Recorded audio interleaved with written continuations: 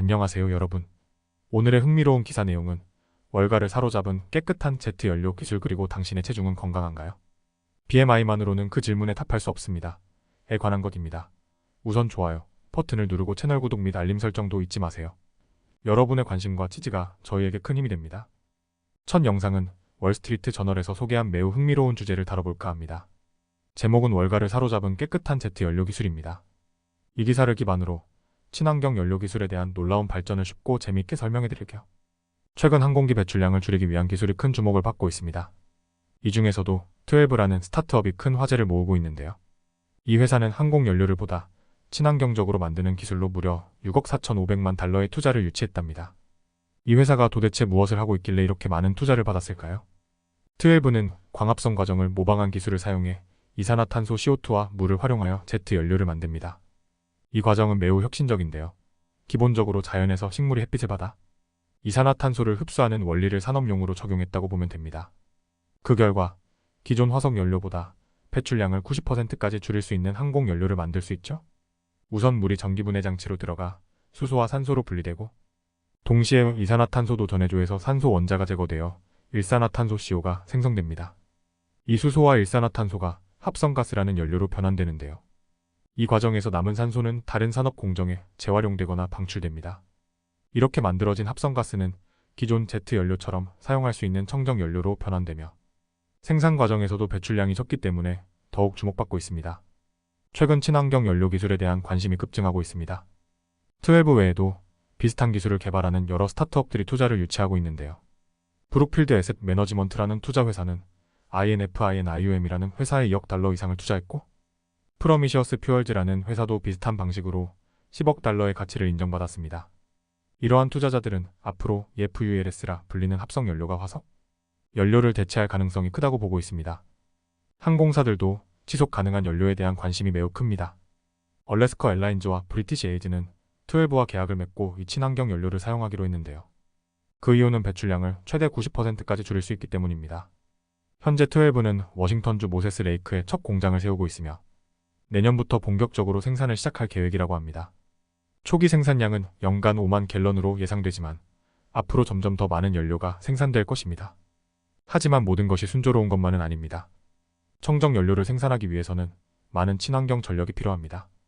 다행히 12는 수력 발전을 사용하는데 이 덕분에 경쟁사들보다 유리한 위치에 있습니다.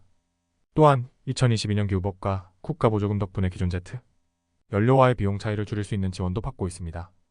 12와 같은 스타트업들은 청정 연료 기술로 항공산업의 혁신을 일으키고 있습니다. 많은 투자자들이 이 기술에 관심을 갖고 앞으로의 성장이 기대되고 있죠. 항공사들이 친환경 연료를 채택함으로써 지구 환경에 큰 기여를 할 수 있을 것으로 보입니다. 오늘 소개해드린 내용은 월스트리트 저널의 기사를 바탕으로 했습니다. 이렇게 미래를 바꿀 수 있는 기술이 점점 더 많은 주목을 받고 있다는 점에서 정말 흥미롭죠? 앞으로도 이런 혁신적인 기술에 대한 소식을 빠르게 전해드리겠습니다. 다음 영상은 월스트리트 저널에서 소개된 흥미로운 건강 관련 주제를 다뤄보려고 합니다. 제목은 당신의 체중은 건강한가요? BMI만으로는 그 질문에 답할 수 없습니다. 입니다. 많은 분들이 체질량 지수 BMI에 대해 들어보셨을 텐데요. 이 BMI로는 체중 건강을 정확히 평가하기 어렵다는 점을 오늘 쉽게 설명해 드릴게요. 우선 BMI가 무엇인지 간단히 설명드릴게요.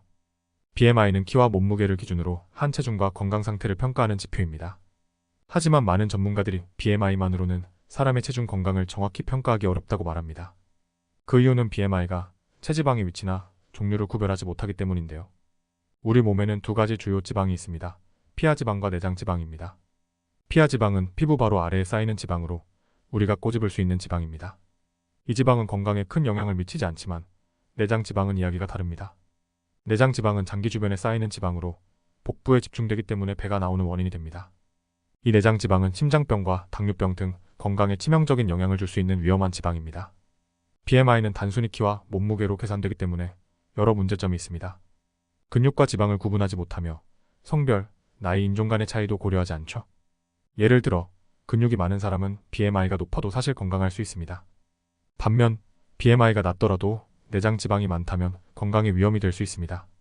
하버드 의대의 파티마 코디 스탠포드 박사는 BMI가 낮다고 해서 반드시 건강한 것은 아니며 BMI가 높다고 해서 건강하지 않다는 것도 아닙니다. 라고 설명합니다. 그만큼 BMI는 체중 건강을 평가하는 데 한계가 있다는 것입니다. BMI 외에도 더 정확한 방법들이 있습니다. MRI나 DXA 스캔을 통해 체지방 비율을 측정할 수 있으며 내장 지방과 피하 지방을 구분할 수 있습니다. 하지만 이러한 검사는 비용이 많이 들고 널리 사용되기엔 실용적이지 않습니다. 그래서 의사들은 허리 둘레를 측정하거나 허리와 엉덩이 비율을 계산하는 방법을 추천합니다.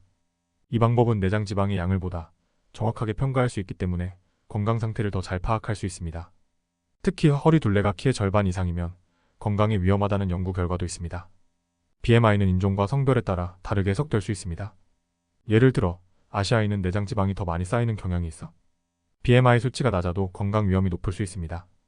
남아시아 성인의 경우 BMI 25는 백인 성인의 BMI 30과 비슷한 건강 위험을 나타낼 수 있다고 전문가들은 말합니다.